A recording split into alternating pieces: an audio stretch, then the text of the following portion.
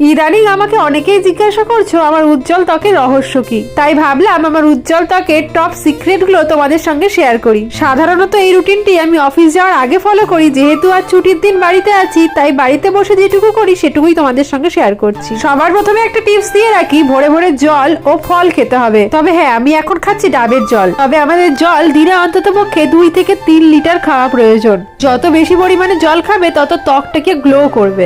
আমি স্নান করার সময় ভিটামিন সি ফেস ওয়াশ দিয়ে ফেস ওয়াশ করে নিয়েছি। আর আমার স্কিন কেয়ারের সবচেয়ে পছন্দের পার্ট হচ্ছে সিরাম ইউজ করা, আর আমি এখানে ইউজ করছি ভিটামিন সি সিরাম। আর হ্যাঁ, ভিটামিন সি সিরাম ইউজের পর অবশ্যই কিন্তু 1 থেকে 2 মিনিট টাইম দিও সেটিকে অ্যাবজর্ব হওয়ার জন্য। আর আমি অ্যাপ্লাই করছি ময়েশ্চারাইজার। ময়েশ্চারাইজার অলওয়েজ ইউজ করা উচিত আমাদের, কারণ ময়েশ্চারাইজার স্কিনের আর্দ্রতাকে ধরে রাখতে সাহায্য করে।